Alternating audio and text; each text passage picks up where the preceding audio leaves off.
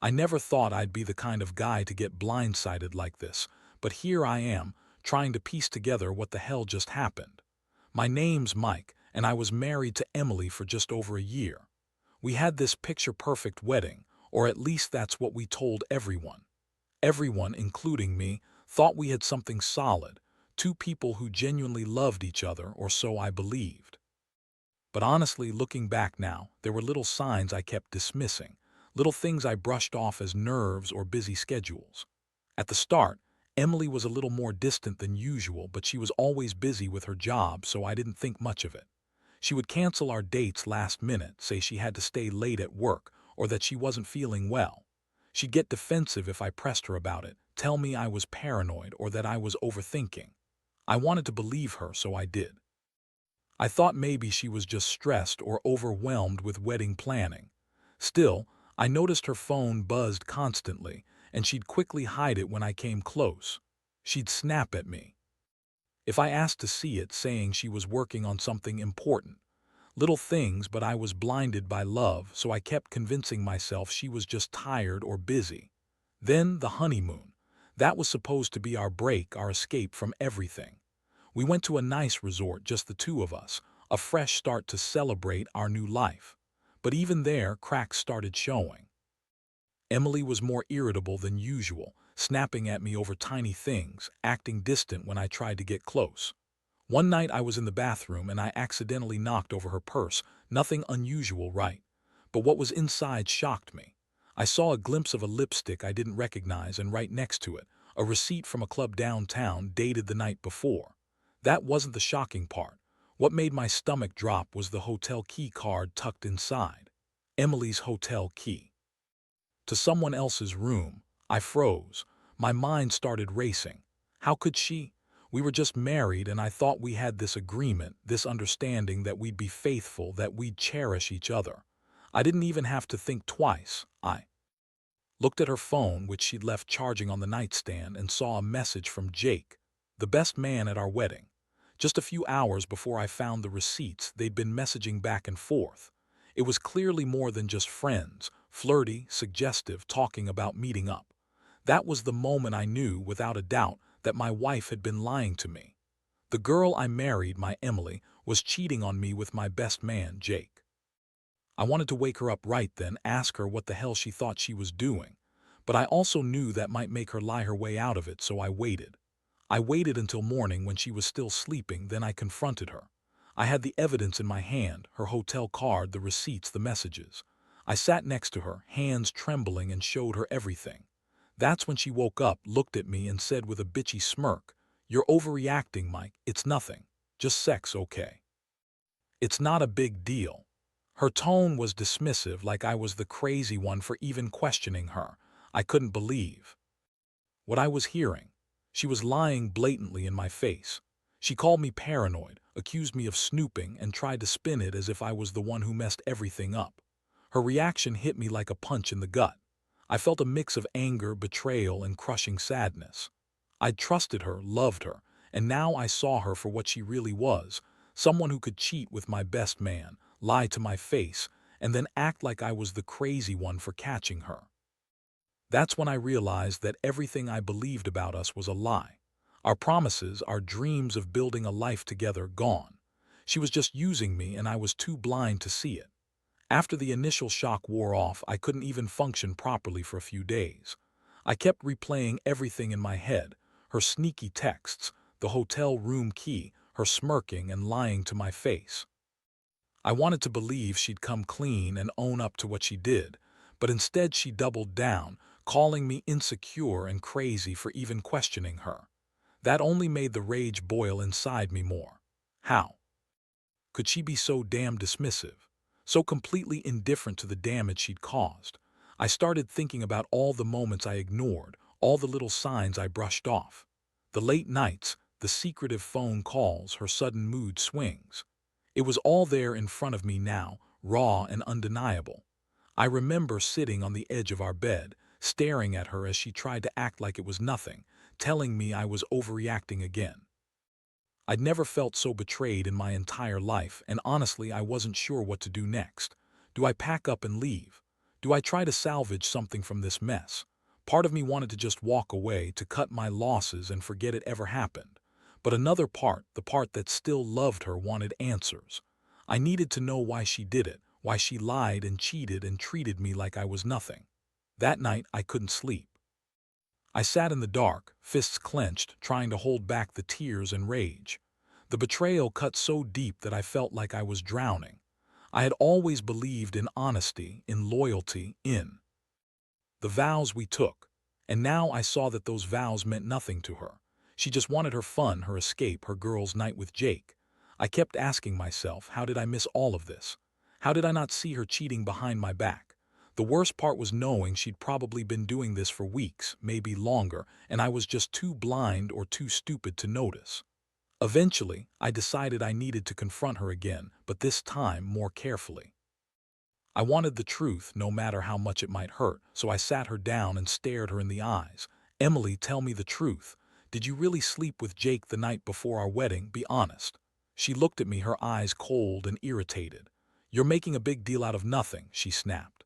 It was just sex, Mike. It doesn't mean anything. We're married now, so forget about it.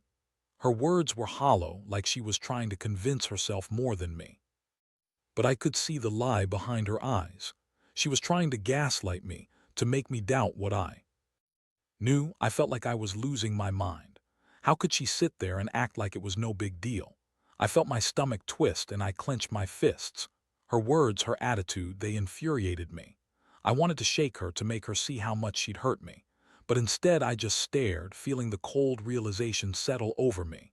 This woman I loved, the woman I thought I knew, was capable of cheating, lying, and dismissing my feelings like they were nothing. I couldn't understand how she could be so callous, so ruthless in her lies.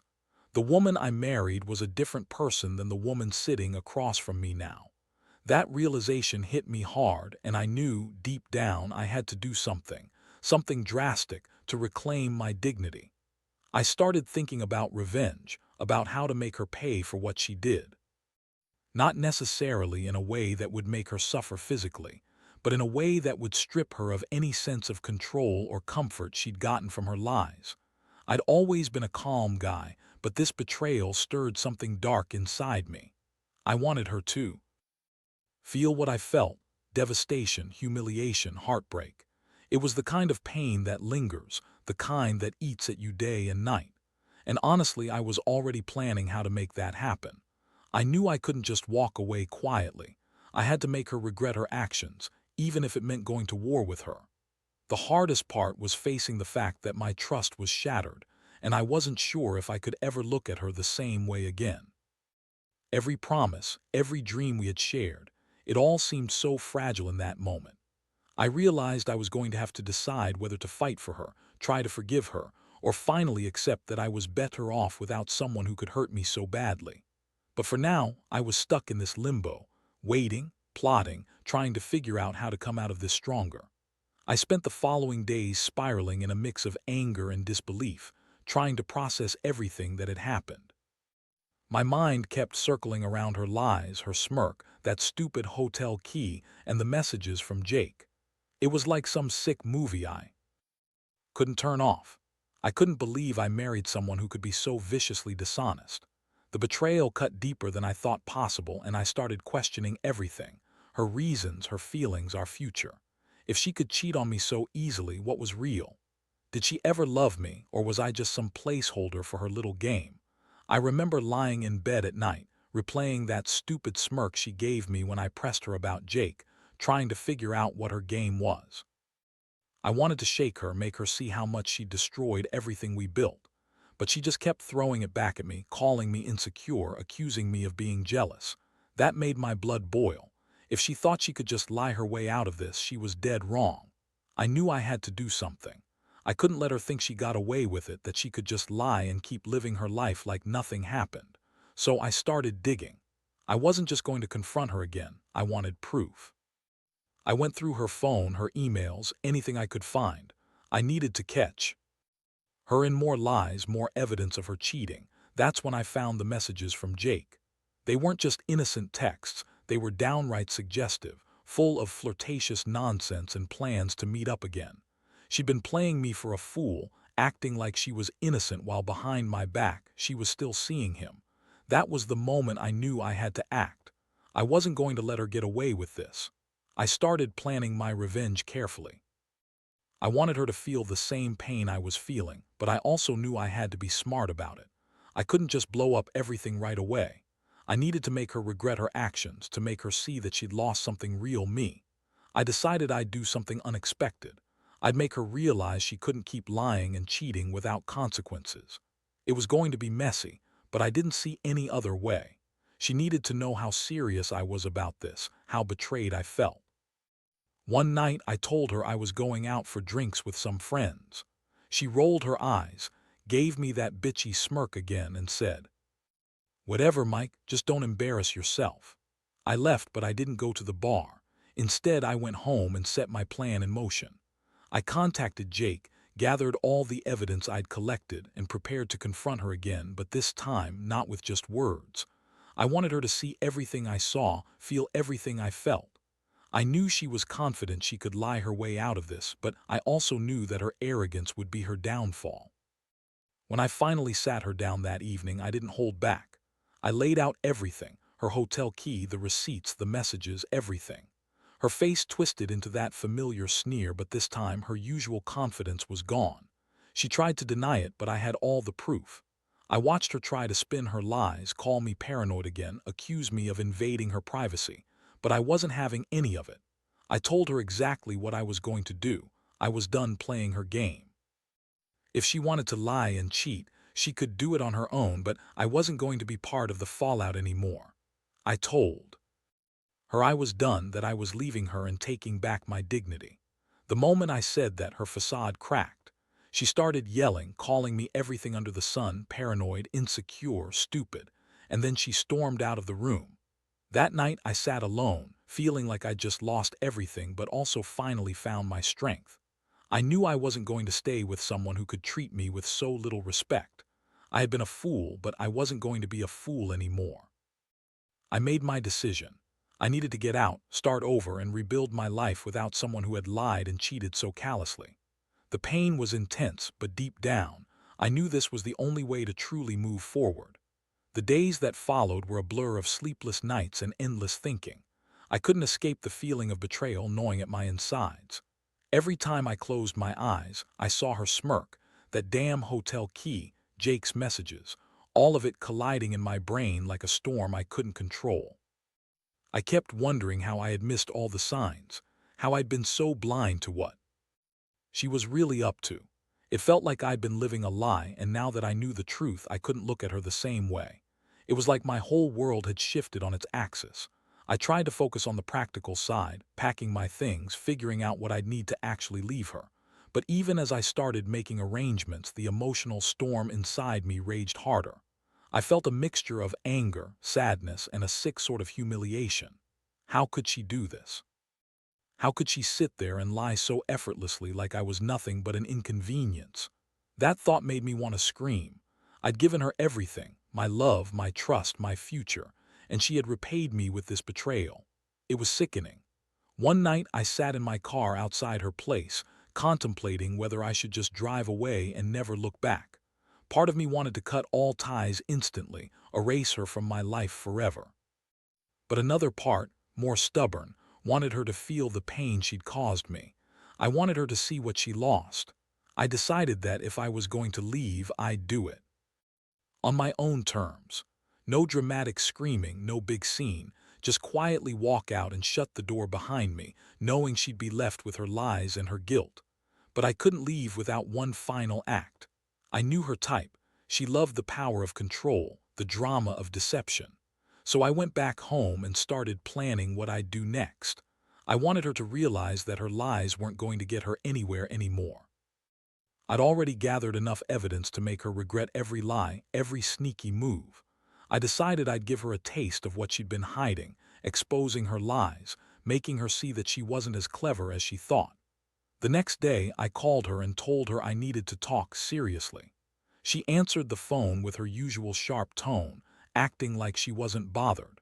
I told her I had something important to say, and she better listen. When she came over, I laid everything out on the table: her hotel key, the receipts, the messages.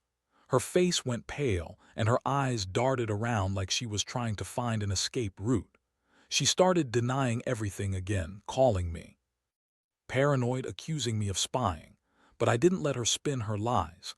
I showed her every piece of proof I had, and I told her how much I hated her for what she'd done. Her reaction was pure rage. She shouted, called me all kinds of names, and then tried to manipulate me, saying I was just jealous and insecure. I didn't buy any of it. I told her she had no right to scream at me, to call me crazy when she'd been sneaking around behind my back. I told her I was done, that I was leaving her, and that she'd better get used to being alone. That's when she lost it. She yelled and threw stuff, trying to guilt-trip me, but I stayed firm. I knew this was the end. I wasn't going to stay with someone who could lie so effortlessly and betray me so deeply. As she stormed out, her face twisted with fury, I felt a strange sense of relief mixed with heartbreak. It was over. I had finally taken back control of my life, even if it hurt like hell doing it. I knew I'd never forget what she did, but I also knew I had to move on. I couldn't let her destroy what little self-respect I had left. So I packed my stuff, left that house behind, and started planning my next chapter, one without her, one where I could finally breathe again. It wasn't easy, but I owed it to myself to get out of that hellhole and find some peace. The days after I left her place, I felt like I was walking around in a daze. It was a strange mix of relief and grief, like I'd just survived a car crash. Part of me was glad I finally saw her for what she was, someone who could lie, cheat, and dismiss my feelings so callously. But another part was shattered, realizing how deeply I'd been betrayed, how much those lies had hurt me. I kept questioning myself, wondering if I could have done something different, if I should have seen the signs earlier. But deep down, I knew I had to accept the truth. She never loved me the way I loved her. She was just using me for her own gratification. I spent a lot of time alone, trying to piece my life back together. I reached out to my closest friends, who told me I'd done the right thing, that I deserved better than someone who treated me like an afterthought. Slowly, I started focusing on myself, working out, catching up on things I'd neglected, trying to rebuild some sense of normalcy. But every now and then, that ache would hit me, the feeling of betrayal, the memory of her smirk right before she lied again. It was a constant reminder that I'd been so blind, so trusting, and that I'd let her get away with so much. I knew I had to confront the aftermath, face the consequences of what had happened. I didn't want to let her win, didn't want her to think she could cheat and lie her way out of everything. I also knew I couldn't go back. There was no way I could forgive her, not after all she'd done. So I decided to cut all ties. No calls, no texts, no lingering hope that she'd come around and admit she was wrong. I wanted to erase her from my mind, even if it meant feeling empty for a while. This was about reclaiming my dignity, my self-respect, and moving forward without her. But here's the thing, despite all the pain, I learned something. I learned that I was stronger than I thought, that after being so humiliated, I could still stand tall and walk away with my head held high. It was probably the worst experience of my life, but it also opened my eyes to the kind of person I deserved, someone who wouldn't lie, cheat, or treat me like I was disposable. I realized I'd spent too much time trying to keep her happy, trying to fix something that was beyond repair. Now I was finally ready to focus on myself, to rebuild my life from the ground up. Looking back, I wish I could say I've moved on completely, but that's not true. There's still resentment, still moments when I feel stupid for trusting her at all. But I also feel a strange sense of clarity, knowing what I don't want in a partner, knowing what I won't tolerate again. If there's one thing I'd tell anyone going through something similar, it's this: trust your gut and don't ignore the signs. When someone shows you who they truly are, believe them. You don't owe anyone your happiness, especially not a cheater who lies and manipulates you. Take your pain, learn from it, and use it as fuel to build something better. Because if I can come out of this mess stronger, so can you. Now, as I sit here reflecting on everything, I realize how much this experience changed me, probably forever. I used to believe in the fairy tale version of love, the one where trust and loyalty were the cornerstones. But after everything, I see that real love is about knowing someone's true character, about being strong enough to walk away when they show you who they really are. Emily's betrayal was brutal, but it also forced me to confront my own limits and what I truly deserve. I've come to understand that sometimes, the biggest act of self-love is walking away from someone who doesn't value you. I don't hate her. I'm more disappointed than anything else. The girl I married turned out to be someone I barely recognize, and that realization hurts more than the cheating itself. But I also know that I can rebuild my life piece by piece. I've learned not to ignore the red flags, not to dismiss my feelings, and most importantly, not to settle for someone who treats me like an option. The pain will fade, but the lessons will stay with me. I'll never forget the hurt, but I refuse to let it define me. Moving forward, I'll be more cautious, more aware of who I let into my life. I know now that real happiness comes from self-respect and knowing my worth. And while the scars of betrayal might never fully go away, they serve as a reminder of strength, of resilience, and of the importance of trusting myself above all else. If there's anything I want to share with anyone reading this, it's this. Don't stay in a situation that makes you feel small, unappreciated, or betrayed. You owe it to yourself to find happiness, even if it means walking away from everything you thought was real. Love should lift you up, not tear you down. And sometimes, the bravest thing you can do is leave behind the lies, the pain, and the broken promises and start fresh. Because at the end of the day, your happiness is worth more than any false promise or fleeting pleasure. Trust your instincts, hold your head high, and never settle for less than what you truly deserve.